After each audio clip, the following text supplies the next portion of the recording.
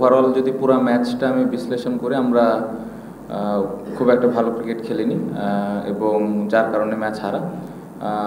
অতিরিক্ত আপসেট এটা আসলে বলবো না, কারণ এটা একটা ইন্টারন্যাশনাল ম্যাচ ছিল। আমার মনে হয় আপসেট ভালো করিনি এই কারণেই আর কি। আমার কাছে তাই মনে হয়েছে। আমার মনে হয় যে আমার আউটটা পুরা খেলাটা আমাদের ব্যাটিংটা নষ্ট করে ফেলেছে। আমার মনে হয় যে ওই মোমেন্টামটা ওরা পাওয়াতেই খেলাটা আমার কাছে মনে হচ্ছে যে আমরা হেরে গেছি। না, আমার মনে হয় মিরাজ এবং তাইজুল ভাই ভালো ট্রাই করেছে, অসম্ভব ভালো বোলিং করেছে। আমার মনে হয় বোর্ডে এই ধরনের রান থাকার পরে যেভাবে ওরা বল করেছে অবশ্যই ক্রেডিট দিতে হবে, বাট আমার কাছে মনে হয় যে বোর্ডে এনাফ রান ছিল না। যে কোনো ম্যাচ হারলেই খারাপ লাগে, অবশ্যই আমাদের অ্যাবিলিটি অনুযায়ী আমরা খেলতে পারিনি, এটা আমি বিশ্বাস করি। কারণ আমার মনে হয় যে আমরা এর থেকে ভালো ক্রিকেট খেলার মতো দল, এই জন্যেই ডিসঅ্যাপয়েন্টেড। অনেক বেশি খারাপ লাগছে এই ম্যাচ হেরে, জিনিসটা এরকম না। নর্মালি যেরকম ম্যাচ হারলে খারাপ লাগে, আজকেও খারাপ লাগছে। দেখেন, আমাদের তো কাজ হলো রেগুলার পারফরমেন্স করা, দলকে জেতানো, এটাই আমাদের কাজ। এখন আমাদের খেলা কে দেখাবে না এটা নিয়ে আসলে আমরা খুব বেশি একটা চিন্তা করি না। আমাদের কাজ রেগুলার কীভাবে আমরা ভালো খেলতে পারি, যেটা আমরা পারছি না। অবশ্যই আমার মনে হয় এরকম স্পোর্টিং উইকেটেই খেলা উচিত। উইকেট খুবই ভালো ছিল, ব্যাটসম্যানদের জন্যও যেরকম সুবিধা ছিল, বোলারদের জন্যও টুকটাক হেল্প ছিল। সো আমার মনে হয় যে এখান থেকে আসলে আবার পেছনে তাকানোর প্রয়োজন নেই। আমার মনে হয় যে সামনের ম্যাচে ওই ধরনের উইকেট থাকাই উচিত, এবং আমি বিশ্বাস করি যে আমরা সামনের ম্যাচেও এই ধরনের স্পোর্টিং উইকেটেই খেলবো। না, আমার নর্মালি আমি সবসময় রানের জন্য চিন্তা থাকে, স্কোরিং অপরচুনিটি পেলে ওইটাই প্ল্যান থাকে। যেটা আউট হয়েছে আমার কাছে মনে হয়েছে যে হ্যাঁ, আমি সময় নিতে পারতাম, আর একটু সময় নিতে পারতাম। যেটা আপনি মেনশন করলেন যে দিনের দ্বিতীয় বল ছিল, অবশ্যই এই জায়গাটাতে আরেকটু আমার মনে হয় সময়টা নিলে বেটার হতো। বাট এই শটটা আমি খেলি, এটাও সত্য। পাশাপাশি বাট একটা জিনিসের টিমের যে সিচুয়েশন ছিল, আমার মনে হয় যে আমি না খেললেও পারতাম। প্রশ্ন এবং উত্তর দুটাই আপনি দিয়ে দিয়েছেন। আপনি নিজেই বললেন যে পারফরমেন্স করে ভ্যালুটা আসলে আবার তৈরি করতে হবে। সো এখন কিন্তু পারফরমেন্স নাই দেখে হয়তো ভ্যালুটা একটু কম নিচের দিকে যাচ্ছে। সো আমার মনে হয় যে পারফরমেন্স যখন আবার ভালো হবে বাংলাদেশ দলের, এটা অটোমেটিকলি ওপরের দিকে যাবে। না, আমার মনে হয় একটু উইকেটে খেলা উচিত, ভালো উইকেটে খেলা উচিত। এবং এই ম্যাচটা আমরা খুব বাজে ক্রিকেট খেলেছি। আমার মনে হয় যে সামনে যে টেস্ট ম্যাচটা আমরা খেলবো, ওই ম্যাচে যেন আবার ভালো একটা উইকেট থাকে, এবং বোলার এবং ব্যাটসম্যান দুজনের জন্যে যেন প্রপার হেল্পটুকু থাকে। সো ম্যাচ হেরে গেছি দেখে আবার অনেক বেশি হোম অ্যাডভান্টেজ নেওয়া আমার কাছে মনে হয় না যে এটার প্রয়োজন আছে। এটা ডিপেন্ড করে আসলে কখন কোন অপোনেন্টের সাথে খেলছি। সো আমার মনে হয় যে অপোনেন্টের সাথে খেলছি, আমরা যে ধরনের উইকেট খেলেছি এই ধরনের উইকেটে খেলা উচিত। সমস্যা কি আসলে এইভাবে বলা মুশকিল। আপনি যদি ব্যাটিং দেখেন, আমরা খুবই সফট ডিসমিসাল সবগুলাই।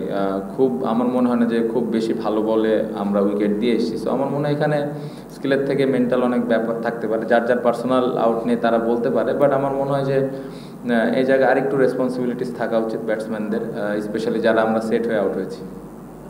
বেতন বাড়াতে মনে হয় আপনারা খুশি না, বা আমাদের ম্যাচ ফিজ। না, আমার মনে হয় যে অনেকদিন পরে আমাদের ম্যাচ ফিজ বেড়েছে, বোর্ড হেল্প করছেন আমাদের, এটা অবশ্যই এটা অ্যাপ্রিসিয়েট করার মতো বিষয়।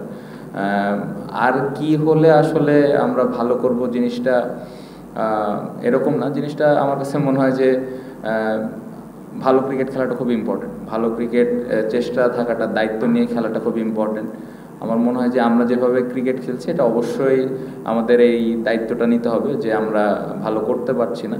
এখন কিভাবে ভালো করতে হবে, এটা সবাই মিলে আলাপ করে বসে ওই ধরনের প্রিপারেশন প্র্যাকটিস নিয়ে আসলে করতে হবে। আমি যেটা বললাম যে আসলে সারাদিন কিন্তু মাঠে সবাই কষ্ট করছে, মেহনত করছে, বাট আপনি যদি মাঠে এক্সিকিউশনের দিক দিয়ে দেখেন, এই জায়গাটাতে অনেক ঘাটতি আছে। সো এই জায়গাটাতে খুব স্পেসিফিকভাবে যার যে রোলটা আছে, ওইভাবে তাকে ওই দায়িত্বটা নিয়ে খেলতে হবে।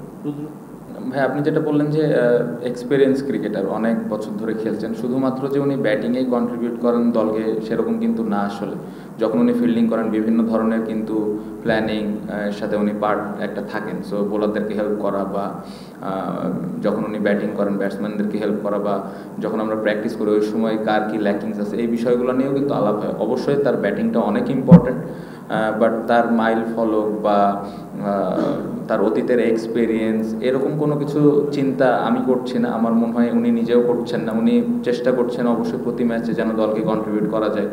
সো আমি আশা করব যে সামনে যে সুযোগ আছে, আর একটা ম্যাচ আছে, ইনশাল্লাহ উনি ঘুরে দাঁড়াবেন এবং কন্ট্রিবিউশনের দিক দিয়ে আমি স্টিল আশা ছাড়ছি না, কারণ এরকম অনেক সময় আছে গেছে ওনার, আবার ওখান থেকে ফেরতও আসছেন। সো আমার মনে হয় যে উনি ভালোভাবে ফেরত আসতে পারবেন। দেখেন, প্রফেশনাল ক্রিকেটার অবশ্যই মোটিভেটেড হইতে হবে, আর আসলে মোটিভেটেড দিয়ে আসলে খুব একটা কিছু হয় না, সত্যি কথা। আবার ওই যে যে জায়গায় ভুল করেছে ওই জায়গাটা যেন আবার ভুল না হয়, এটা নিয়ে কাজ করতে হবে। বাট আজকের ম্যাচ নিয়ে যদি আমাকে পার্সোনালি জিজ্ঞেস করেন, অ্যাজ এ ক্যাপ্টেন হিসেবে পুরো ম্যাচটা আমি একা হারাই দিছি, সত্যি কথা। কারণ সকালের ওই আউটটাতে আমার মনে হয় পুরো খেলাটা নষ্ট হয়ে গেছে। কারণ ওইখানে যদি একটা 50-60 রানের পার্টনারশিপ হইতো, তাহলে হয়তো 220 টু 220 প্লাস রান হলেই কিন্তু আমরা হয়তো একটা ভালো অবস্থানে থাকতাম, যেটা সকালে আমার একটা ইন্টারভিউ আমি বলেছি ব্যাটিংয়ের আগে। সো আমার মনে হয় যে এই পুরা ম্যাচের আসলে আমি সবার দিকে আসলে যেতে চাই না, পুরা দায়ভারটা আমি নিতে চাই, কারণ খুব বাজে সময় আমি আউট হয়েছি।